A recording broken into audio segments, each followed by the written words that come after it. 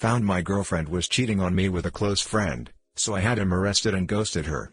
Backstory: incoming sadness. My wife Rachel and I grew up in a largish town of close to 30,000 people. We knew each other at an early age, roughly 6 or 7, can't specifically remember. We were practically inseparable. At 16, we started dating each other. When we turned 18, we moved away for work in a city just a few hours drive away. By 20, we were married and had bought our first house. At 22, we discovered that she was pregnant with a boy. It was then disaster struck. About 5 weeks before she was due to go on maternity leave, a large shelving unit collapsed and crushed her. I was told that both her and our child were deleted instantly. 2 of her colleagues had also been injured in the accident, one left paralyzed, the other losing his leg after it had to be amputated. The company she was working for had, in a cost-cutting measure, decided to continue using old shelving that had been written off as unsafe instead of replacing it. I still haven't quite forgiven those executives and management personnel that made that decision, because they cut short the love of my life as well as deleting our unborn child. It wasn't long after I was told I had a choice on how to proceed with what our company called compensation, but I called it blood money. They wanted to settle out of court to avoid a lawsuit. I, on the other hand, was out for their blood. Just to clarify here, this is not the revenge, this is still backstory. Fortunately, due to the coverage that it got, and involving several politicians, the case was settled quickly in court, roughly 3 years, in which the payoff for all parties was close to 10 times the amount that they had initially offered. A lot of fines were given to them for breaches on work, health and safety, executives were sacked, others were jailed, etc. A story for another time maybe, when I feel comfortable sharing. In this time, I was still working my job in telecommunications. My mother, bless her soul, had moved in while all this was happening to help me. I think I would have fallen apart if she hadn't been as involved as she was. It was around this time, I was offered a promotion, but it involved a lot of travel around the state. I made a request to have an office in my hometown's branch, as I wanted to not only take care of businesses in the state, but in my hometown also, as there was no business representative located there, to which they agreed. After a few months, we settled into a routine of 1 to 2 weeks in the city office, 1 week in my hometown and 1 to 2 weeks visiting the rest of the state. After a year, I decided to buy a house in my hometown, so I wasn't having to stay at my parents' place every week or so, that I was home and that I could come and go as I pleased. This is important for later in the story. It is about 4 years later that our story begins. Sorry if the backstory was a bit long. I had just returned from one of my trips on Friday, and was checking in some stuff at my office when Harry, the branch's managing director, walked in. We had grown up together also, but had gone to different schools, but since coming back had developed a very close friendship. He asked how things were, and then asked me if I wanted to come to a house party that he was having that evening. Short notice and all, but I said yes. I felt like a few drinks with friends were in order. It was there that Harry introduced me to Catherine. She was a new hire at the branch where my hometown's office was located and was getting to know everyone, being new in town. We hit it off immediately. As much of a cliché as it sounds, it was almost as if Rachel was in front of me, instead of Catherine. I won't bore you too much with the details, but after 2 years of dating, we decided to take the next step and she moved into my hometown's house. Everything up to this point had been going really well. Catherine and my parents got along, and Rachel's parents also approved and were happy that someone could make me just as happy as Rachel had done. All was going well for close to a year when things began to change.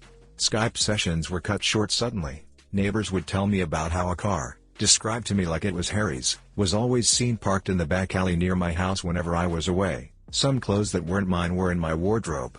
All signs pointed to her cheating, but she said that nothing was happening.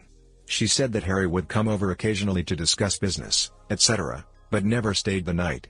I chalked it up to me being paranoid and continued on as if nothing was wrong, but there was always this feeling that something wasn't right. It was close to 6 months after that I discovered that she had been lying to me.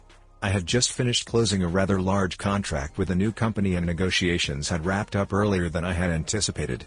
So instead of sticking around for the next few days, I decided to pay for an early flight home and surprise everyone. Fast forward a few hours and I drive into my hometown and down the alley behind my house so that I could get into the house without being seen and surprise Catherine. Some part of me was curious, however, as to whether this mystery car was there. Sure enough, there was a car that was blocking the back entrance gate. I was confused for a moment, wondering if it had just been a neglectful neighbor parking, only to realize that it was indeed Harry's car. If it hadn't been for the high hedge line that I had put in a few years back for privacy, I may have well driven past my own place. Pulling up behind his car, I got out and thought it was strange that he was there so late, as she claimed that he always had left by now. As I approached the back of the house, I saw something that stomach drop. In my kitchen, Catherine and Harry were going at it hammer and tong. I froze. Time stopped. There was my close friend, having romance on my kitchen bench with my girlfriend. I didn't know what to do. So many questions were running through my head.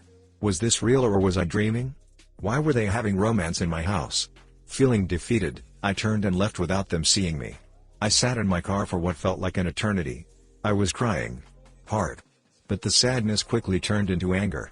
The same kind of anger I felt towards those that were responsible for Rachel's peaceful deletion. I wanted to hurt them badly. As a pacifist, I don't believe in violence. It was then I knew I was going to punish them and destroy their lives. And what better time to start than now? I moved my car back up the alley, far enough away from my driveway that I could still see Harry's car, and then walked back to the gate where I could see into the house, and called her phone. They were still going for it when it rang.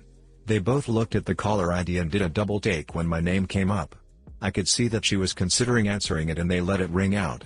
After a few moments they were back into it again and I dialed once again. This time she did answered. As she was answering I hung up and made my way back to my car. As soon as I did, she called me back. She asked why I was calling as late as I was, and I told her that I was about 10 minutes from home and didn't want to scare her coming in. She, obviously, was shocked and acted happy that I was coming, and the call ended very quickly after she said she was going to get up and get changed into something. I said bye and hung up. A few moments later, Harry came peeling through the gate and still half naked, jumped into his car, took off like a bat out of hell. I smiled a little, knowing the fear that both of them would be feeling from being so close to being caught. I waited a few moments before turning my car into the same place Harry had been moments earlier. The night was fairly uneventful afterwards, and it wasn't until after she was asleep that I got up and went to my office down the hall. I couldn't sleep. I needed to plan. And plan I did. The revenge. My mother always taught me to be a pacifist and to allow cosmic karma to take its course. But on this occasion, I decided that karma could use a helping hand. I decided to punish them separately but destroy both of them. I knew that Harry had a medication habit. Nothing major, but he kept it very private. I only knew about it accidentally after seeing some coke and green stuff left out in his place, but pretended I hadn't seen it when he had made attempts to cover it up. I began calling some of my more unsavory clientele and made a few discreet inquiries into obtaining some samples that they were willing to part with. A few days later, I had a decent enough stash for my plan to work. About a month later, I had friends, including Harry, around for a barbecue night. After making sure that I sufficiently liquored up Harry, I told him to stay the night and sleep it off. In the early hours of that morning, I took the medication, and an assortment of my personal belongings, and placed them at various places around his car, with the biggest stash in his tire well. Confident that he wouldn't find them over the few months as the rest of my plan took effect, I locked the car up and went inside to sleep. I also placed some more medication and personal items in his house after driving him home because he was still too silly to drive. A few days later, I staged a break-in, by smashing the back pane of my back door into my kitchen and leaving it open before heading back to the city for a flight. I had several messages the moment I landed. One from my clearly panicked mum, who had found the back door smashed open and had called the police, one from Catherine in tears, and one from the local police asking me to call. After returning all the calls, I informed the police I was away on business, and that I would be back the following week to talk with them. While away, I got Catherine to stay with my parents until after I got back, and asked my dad to organize one of the local security companies to install cameras and an alarm system after getting the go-ahead from the police as to not ruin the scene of the crime. After getting home, I did the usual "my God, I can't believe this has happened and why would anyone do this?" routine.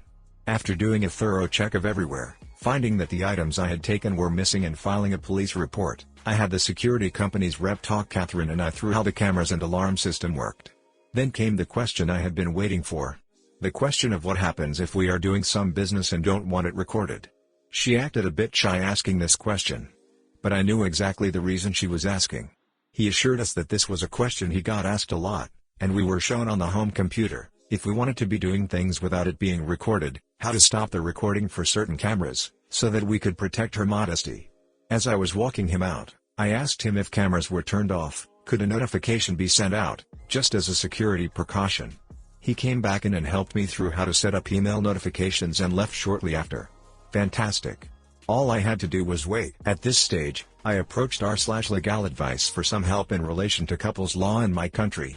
I needed to make sure that my upcoming plan could legally be done and that I would not be forced to pay out any money or equity to Catherine, as I didn't know if we were classified as a de facto couple or not.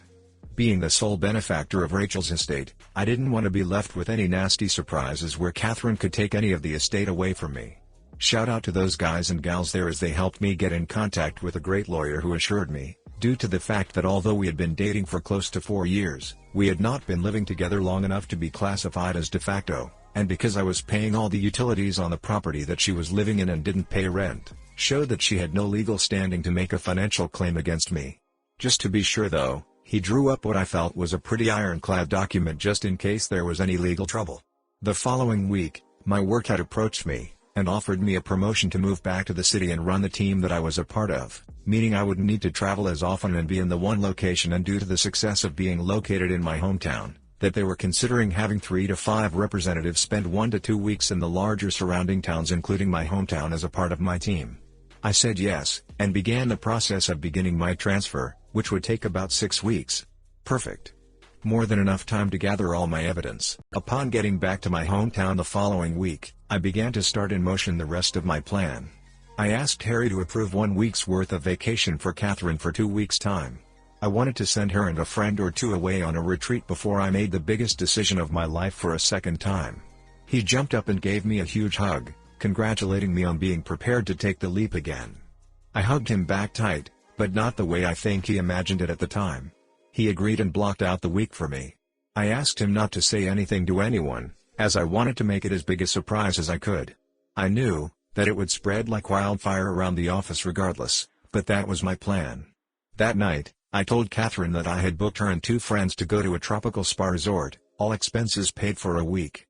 No questions asked, pick 2 friends, and come back to the biggest surprise of her life. She screamed like a kid who had just been told that all the candy in the shop was hers to have. I then told her that the following week, I was going to spend it in the city, preparing for a large client who was one of my biggest accounts, and needed some people in my team to help before flying out the following week, and I wouldn't be home until the Monday that she was leaving, so I wouldn't be able to see her, which seemed to disappoint her, but I told her it would be worth it when she returned. What I failed to tell her was that I had decided to take 2 weeks vacation on the other side of the country, mentally preparing myself for the poop storm that was about to erupt the moment she stepped foot on the plane, as well as enjoying my first stage of freedom. On Sunday 2 weeks later, I flew back and began driving home. Once getting there, I done a quick pass by my house, and sure enough, Harry's car was there. Like the first night I had caught them, I parked a little ways back, and checked the cameras. Asleep, in my bed. No surprise honestly, as I had recorded them constantly do this over the 2 weeks I had been away. I then made my first call to the police, blocking my caller ID. I told them that I was one of my neighbors and saw someone hanging around in their car in the alley behind my house and occasionally passing something through windows to passing cars while also looking into my yard, and I was concerned that they were dealing medication and or going to break into someone's property. I gave them his license plate and description. They said they would have someone there in a few minutes, so I thanked them and hung up. I then called Catherine and told her I was about 10 minutes from home, and that I knew she was flying out tomorrow, but desperately wanted to surprise her. Looking back at the footage now, I laugh at the commotion that I am surprised I didn't hear.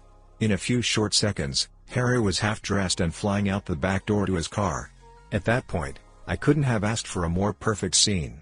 As Harry was peeling away, one of the police cars rounded the corner behind me, saw Harry driving away fast, and gave chase. After pulling in, greeting an excited Catherine, and doing all the couple things, she fell asleep again. I, on the other hand, couldn't sleep a wink. The next day, her and her friends were bundled into a car. After they drove away, I had to wait a few hours, but I began to execute my plan. I called my friend who was a removalist, and apologized for the late notice but needed my place packed and moved on Friday. After agreeing on a time, I told him that he would need to take certain boxes to a storage facility, which he said wasn't an issue. Then I began packing Catherine's belongings. Later that day, I got a call from the police for me to come and identify some property that they had apprehended from a suspect the previous night that fit the description of property I had reported stolen. I grinned to myself, happy that my plan for Harry had grown to fruition, and replied that I would be there shortly to collect it. Of course, when I got there, some of the items were still unaccounted for, due to the fact that they must have still been in his house and they hadn't searched there yet. By this stage, the town was buzzing with news. Events in my hometown don't stay secret for long. Harry was disgraced and promptly fired for his possession of medication and stolen property, and our respective bosses on behalf of the company had extended a formal apology towards me during the week. That night I went to my parents' house and told both mine and Rachel's parents what had happened, omitting certain details, and that I was moving back to the city after being promoted, but Catherine wouldn't be a part of it. They were pretty upset initially that I hadn't let them know what was going on, but were happy that I was handling everything maturely and hadn't sunk to their level. Thought they didn't agree with ghosting Catherine. But after some drinks, laughs and tears, I went home. On Friday afternoon, after a busy week of organizing cleaners for the following week, the real estate to put my house on the rental market, and various other tasks at my hometown's office, I packed some things into my car, and drove to my parents' place and said goodbye before the drive. Before leaving, I went to Becky's house. Becky had been one of Rachel's closest friends growing up.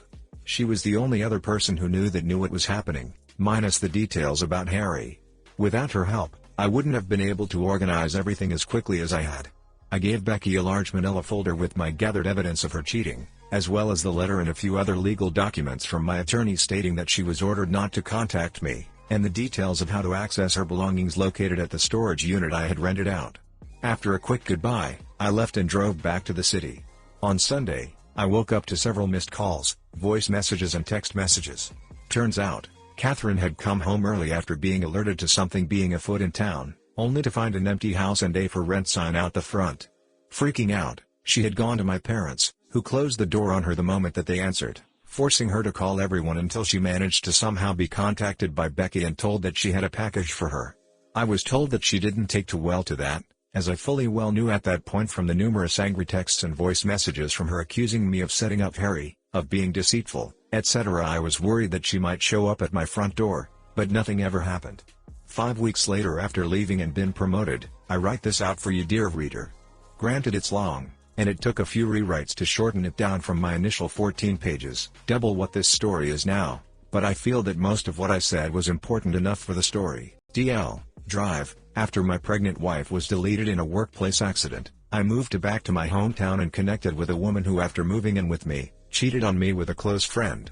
I set him up to take the fall for medication possession, and after sending her away on a spa retreat, rented out my house and left town for a promotion while exposing her as a cheat. Hi guys, please like, comment, and subscribe if you enjoyed the video. God damn. Slow clap. I smell a couple felonies in here. At least some serious misdemeanors. I'm afraid this reads too much like a Hollywood movie script. Nobody in their right mind would post to Reddit about having committed multiple serious crimes within the last few weeks/months. Especially someone who's bright enough to design, plan and execute such a textbook revenge sequence. Jeremy Renner would be a good pick to play the lead role in this movie. Good story, but I still don't think you should stage a crime. And the fact that you admitted to it on the internet makes it even dumber. Either the story is BS or you like living on the edge. Bravo. A revenge on the scale of Monte Cristo. Having someone arrested for false charges isn't in bounds here.